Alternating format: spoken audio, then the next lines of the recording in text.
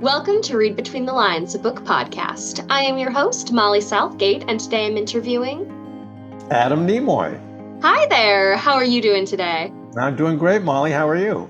I'm doing great too. I'm so excited to talk with you all about your book. So, can you tell me a little bit about it?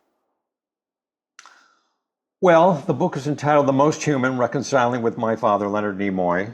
And it is a book about reconciling with my father. It's sort of a book about, it's a father-son story. And it's not completely atypical, I don't think. It is about the issues I had with my dad growing up as a very young boy that kind of blossomed into larger problems I had with him. We had a very interesting relationship because there were a lot of good times. My dad had many successes. I was always a big fan of my dad's. Star Trek went on the air when I was 10 years old. I was always very proud of my dad. And it was a real connection between us, the work he was doing and just being a fan of the work he was doing. But our lives were punctuated by these periodic episodes of extreme conflict. And they were exacerbated by the fact that I became a pothead, and my dad was an admitted alcoholic, and those two factors didn't help our relationship at all. He went into sobriety, I went into recovery, and with the combination of the two, we finally found the tools that we needed to figure out a way to reconcile and rebuild our relationship to the point that we were very close and loving the last years of my father's life. So that in a nutshell is what the overreaching arc of the book is about. Oh, that is incredible. And I mean, a book like this takes a lot of vulnerability and like emotions to put into it. How did you get the idea to start writing it? Well, there were a number of factors. I think the most important is that it's a story that I would often share in 12-step meetings. I'm still in recovery. I'm 20 years sober. Congratulations. Thank you. I'm still trying to figure it out. I'm still trying to grow up, and recovery tools really help me in all relationships. And I share the story of what happened with my dad in AA meetings, Al-Anon meetings, anonymously. Most people don't know that my father's Leonard Nimoy. They don't care, and I don't need to tell them. It is just a father-son story, and again, there's a lot of dysfunction in many family relationships. And when I share this story at the meetings, very oftentimes people will come up to me afterwards and tell me that it resonated with them.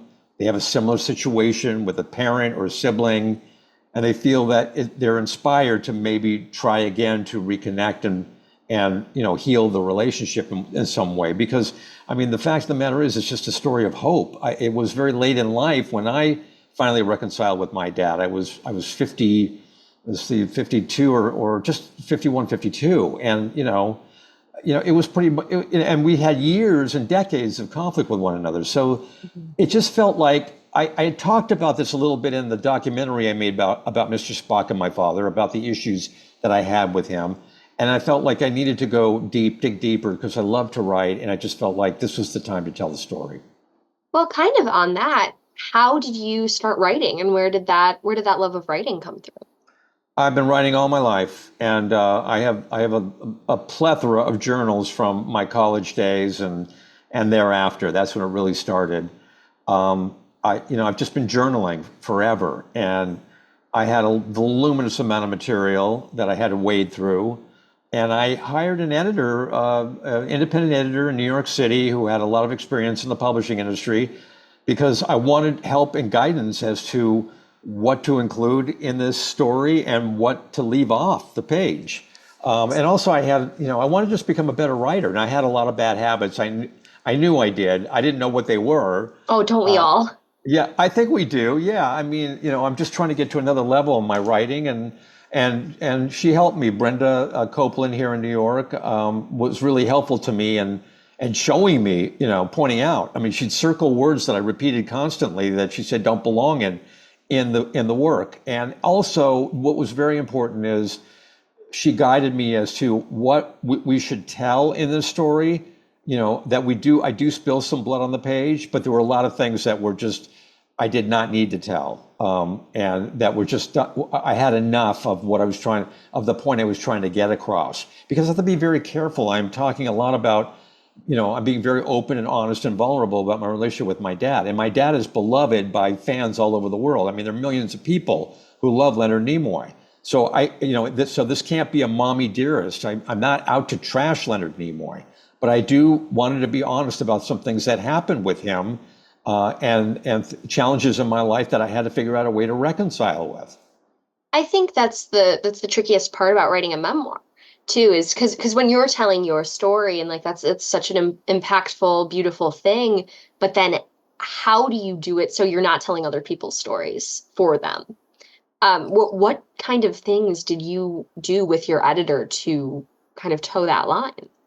Well, it's just a general rule, in as a director, and having been in acting class, it's the same rule, which is that generality is the enemy of art. You need to be more specific and vulnerable and honest and detailed sometimes, because that is what resonates with people, and not obfuscate and not try to skirt over some issues. I had to I had to bare my soul on certain issues, and it's difficult sometimes. It's embarrassing, frankly, sometimes. But it's the honesty that seems to resonate with people, so that they can understand that this is my story. It is particular to me and my dad. We have, the only, and I'm very specific about what happened with my dad. The only difference between the father-son, struggle that we went through is my dad is a celebrity. Other than that, the story should, and it seems to resonate with other people who have a similar experience. But I can only speak from my own experience. And when I do that, and the more specific I am about that, more people seem to be able to relate to it, oddly Oh, enough. I think that is one of the most interesting phenomenons we have in art, is that specificity is where the connection comes in. It's like if you hear something and it's like they mention, even and this is just an example, but like something like if they say a certain wall color, and you're going to get that one person that goes, oh, this happened to me and the color of my wall looked like that, and now it's like total, I'm a part of this story and this story is a part of me. And I think that that's wonderful. Well, yeah, I mean, that's the whole objective of the book. I mean, I wrote it because I hope it resonates with people. Mhm. But I did have to, kind of like, I had to dig very deeply. I had to reprocess things. I had to be very careful about the way I treated my dad, so not to alienate people. And that took a lot of rewriting and a lot of guidance from Brenda, on an editorial basis, because although I'm honest about some of the things that happened with my dad, I'm also careful to show the reader throughout the book that I always was proud of him, respected him, was in awe of what he had accomplished in his life. And I gave him a lot of leeway because he was raised by Russian immigrant parents who knew nothing about American culture, knew nothing about really, were not just great models as parents. They didn't express their feelings. They were not very loving and demonstrative, as my dad used to say. He had a very and he was born in the Depression. We came from very different generational backgrounds. I was born in sunny Southern California during a very affluent time. I've tried to really be even-handed and as much as I can be honest and open and just generous and towards my dad, and willing to, give him a break without blaming him, without pointing fingers at him, just trying to say it as I think it happened from my perspective. Yes, absolutely. So, with that being said, what would be the main takeaway that you want people to leave with after reading this book? Well, that it's never too late to repair family relationships, and that for me and my dad, it happened by using the tools of recovery, and that you do not have to be an addict or an alcoholic to use the tools of recovery. Mhm. Everybody is recovering from something. Everybody, whether it's a breakup in a relationship or a marriage, whether it's a difficulty in relationships with family members, with dealing with family members who are alcoholics or addicts. I had to recreate my career, I had to deal with some of the difficulties with my mother as well as my dad. Everybody's trying to, or divorce. I talk about divorce in my book. Everybody's recovering from something. The tools of recovery are just tools to live by. They worked for us. Maybe they'll work for other people. But the point is that there's always hope. And, even at later stages of life, that you can repair family relationships. I think that's the message of the book. That is absolutely incredible and so true. I mean, I've known people in my circle that like have used these recovery tools and used the books and all the literature on it to heal childhood trauma and to go back and say like, well, my parents weren't alcoholics, but they did have these tendencies and they did talk to me this way and there was this avoidance. Mhm. So how do I go through these steps to heal that part of me? And I think that it's important to have kind of those touch points to look at for sure. Yeah. I mean, for those of us who are in recovery, I mean, it's a matter of emotional development because when you start drinking or using at an early age, I did at 17. I smoked pot for 30 years.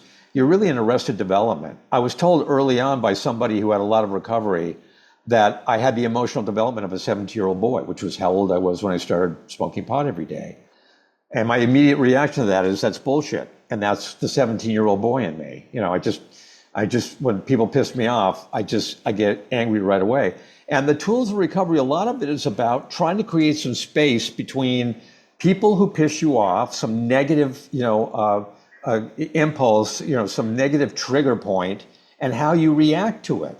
And this really was the dynamic with my dad. I mean, he knew how to push my buttons and get me on the defensive and get me all, into, fight or flight mode and get the adrenaline pumping.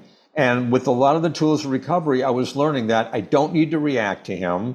I should just wait to say anything until I calm myself down. I mean, we have a lot of, there's a lot of mantras in recovery, things like count to 10, count to 100, or count to 20 and then count to 100, restraint of pen and tongue, contrary action, pause when agitated. And one of my all-time favorites is don't just do something, sit there. A lot of my recovery is just not doing anything and not reacting to stuff. And this was true not only with my dad, the same, held with my mother. I had a lot of issues with her later in life. The same held true with my ex-wife when we were getting divorced. I mean, I really had to hold my tongue because she was not happy, and rightfully so. And I had 2 teenage kids. And even though what's really interesting about this whole process and my whole journey is, even though I was determined not to make the same mistakes in raising my own kids as my father, I believe, had made with me, I wanted to be a very different dad. And they weren't even mistakes. My dad was just not capable of being a warm, touchy-feely, present father. He was just desperate to survive, frankly, and create a career for himself. And family was just not a priority. And I get that and I can accept that. But with my kids, I was much more present, more nurturing, more balanced with my career. Yet I still made my own mistakes, and they still found reasons to hate me. And some of them were very good ones.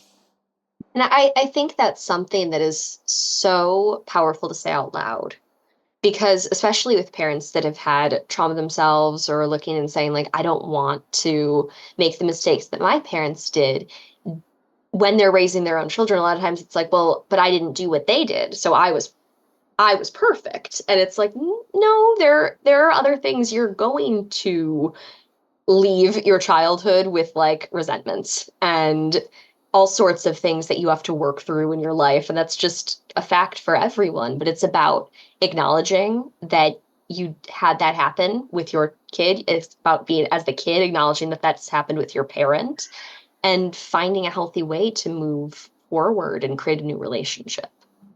Yeah, it's not easy sometimes, particularly when I'm in, family therapy with my daughter, my teenage daughter, who's just who was really angry that, that we were in a divorce situation and very upset with me for moving out. And, it's just complicated. Teenage daughters are complicated. And it was a real test of my recovery to just let her express her feelings that I don't need to, I don't need to comment on, I don't need to fix them. I just need to listen and hear her, and the other thing that's really interesting about recovery is I remember somebody saying in a meeting that she went to her therapist or was talking to her, actually her sponsor, and her sponsor said, I don't want to talk about this issue because it can be easily solved with a turkey sandwich. You're just hungry.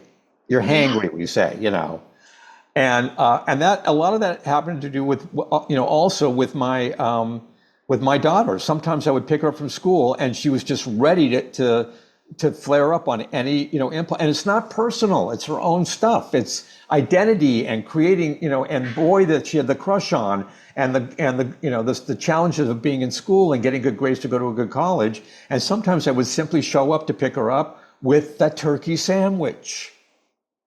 And that solved all my problems. And I think that goes to show like what you're saying before. It's about like learning what the needs are Yeah. for that relationship and going, you know what? I know that she's gonna had a hard day today. I'm gonna show up with a sandwich so that way when she gets out, she can feel taken care of and can have this to help the issue. Yeah, correct. I mean, I was, one of my first jobs in recovery was being a substitute teacher for the Santa Monica Malibu Unified School District, where my kids were students. Mhm. And I was teaching at Santa Monica High, and I would see my daughter. I never had her in my class, but I would see my daughter at lunch, and she didn't eat lunch. She just talked, thereby proving that and she didn't eat much breakfast, so that by the time it was to take her home in the car, she was hungry, and anything would set her off. So yeah, I mean, a lot of recovery, a lot of emotional growth is just about being a good listener and being attentive and being sensitive to people's needs. Yes. So from that perspective, from the recovery perspective, what was the process of writing this book like and protecting your emotions during the writing process? Well, it's very, it's a lot, it's very cathartic. It's just very, you work through a lot of stuff and you see a lot of patterns happen when you start writing. It's just very therapeutic, really. Understanding, I had a more of an empathetic understanding from my father, that's for sure. Mhm. When I started to really assess what he had to do, because you have to understand, he came from Boston with nothing. He was 18. He took a 3-day train ride out to California. He miscalculated and didn't bring enough money for food on the trip. And he had to earn his way when he was in LA. And then he got to LA, gave all this money to the Pasadena Playhouse, which at the time was just not the right school for him. And he had to like switch classes and find another way to get educated about the acting profession, about the craft of acting. So he was working all these odd jobs, and he was pursuing his acting career, and it was bit parts in a lot of different shows. And then he had a family to support. Very, very challenging lifestyle for anybody. So when I really started to consider that during the writing process and really understand and remembering what his parents were like, my grandparents, more and more empathy kind of built up within me about looking back at my dad and understanding, okay, I know where he was coming from. I understand why he was kind of neglectful as a parent. I was lucky I had my mother, recounting episodes with her where she was kind and loving and affectionate, and grateful that I had a parent who could provide those things for me while my dad was out trying to provide financially for the family. So, I mean, when you look back at these things, I just have a bigger appreciation for how far we had come. My dad in terms of his success, and my dad in terms of his ability to let go of his resentments towards me after I made an amends to him, and want himself to rebuild our relationship. For sure. Now, so earlier you also mentioned this documentary. Can you tell me a little bit about making that and how you expanded upon those themes in the book? Well, the documentary I was going to be making with my dad, because had a great relationship at this point, and we were coming up on the 50th anniversary of the airing of the first episode of Star Trek: The Original Series. That was going to be September 2016. And, and I mentioned to my dad, I think we should do a documentary together about Mr. Spock, about the origins of his character, the evolution of his character, the impact of his character on popular culture, and the fact that he still resonates with people 50 years later. And my dad was like, let's do it. This is going to be great. And we started researching all this together. And then very quickly, his health just declined, like precipitously. It just happened very, very surprisingly to all of us. And he passed away in February 27th of 2016. And so it became clear from the outpouring of emotion, not just for the character of Spock, but for Leonard, the man, the artist, the Renaissance man, the humanitarian, the social activist, that we needed to also include the story of his life, basically. And then while we were making the documentary, a lot of people said, look, anybody can make a documentary about Leonard Nimoy. What would make this unique is if you tell a little bit about your journey with your dad, the good and the bad. So we did touch on it a little bit in the documentary, always keeping it as the third story. Really, it was Spock, Leonard, and then Leonard and Adam.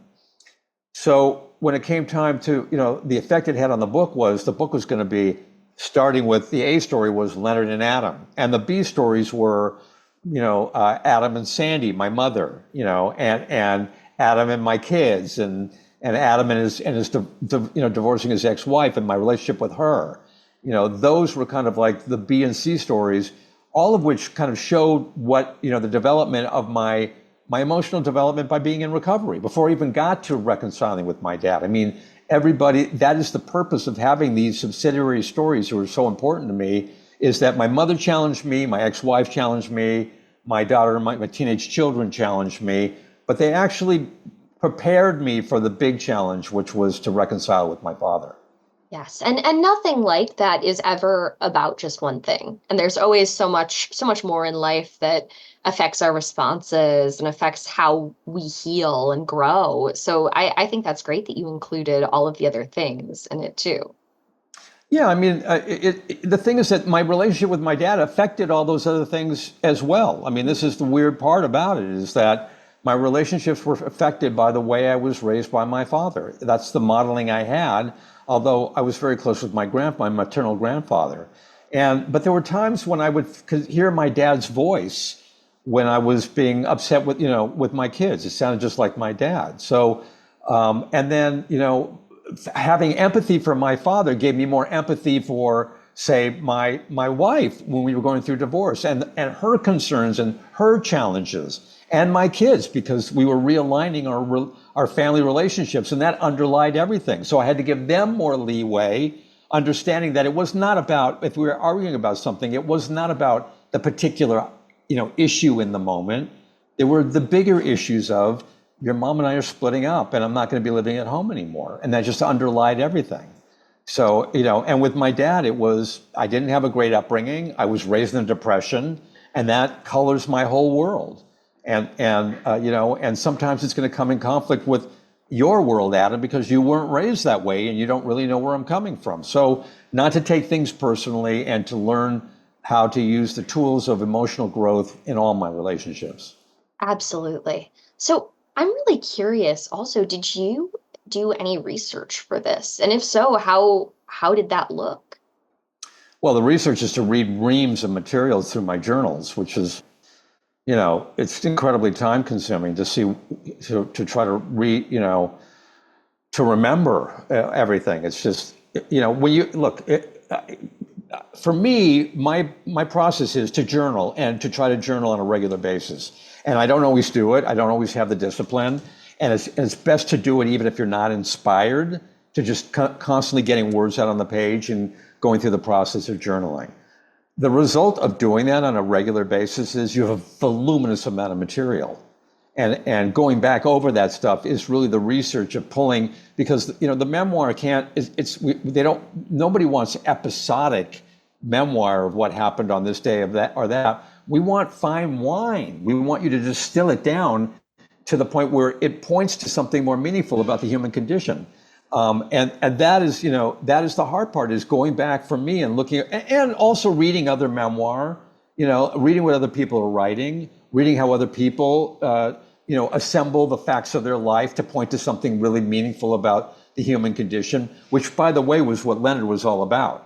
And in 2012, I think it was, he gave a commencement speech to the Arts and Communication School at Boston University, and his whole point to them was, give us your best, show us something about the human condition, because that's what we want. That's what we crave. You're the creators of your own life.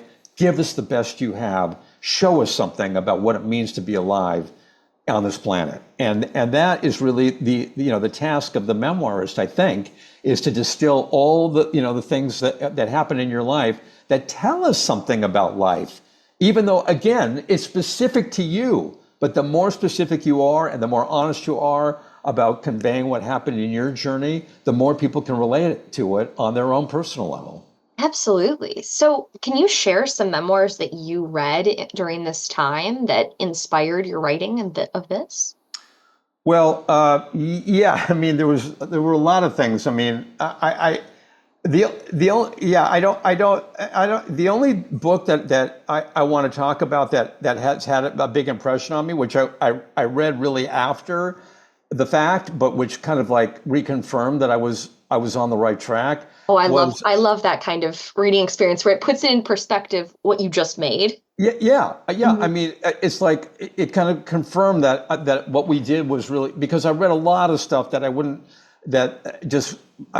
even want to repeat. But there was one thing that struck me, and it was like, holy shit, this really resonates with me. It was Ta-Nehisi Coates' Between the World and Me, about the Black experience in America, and it was a letter to his son, and a lot of it was father-son relationship, my father and me and my son and my daughter. And it just, it was heartbreaking for me because it was so specific. Yet he drew in a lot of, the history of the Black experience, which was really fascinating to me.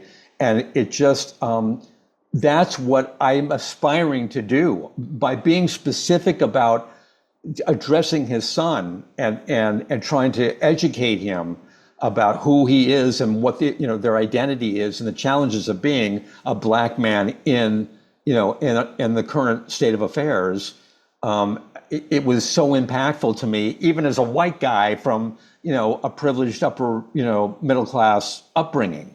It just gave me more perspective, more appreciation of where I am and where I'm coming from. And that it all matters. It's just that this is the whole goal. I think he gave his best, and he was shining a light on what the human experience really, what sometimes the struggle of the human experience, and ways to overcome that struggle. And just the way he conveyed that, and just the emotional impact of that, is what I am striving for on my own little, with my own little problems that I have that are really pale in comparison. But I'm still striving to share something about the experience of life on the planet.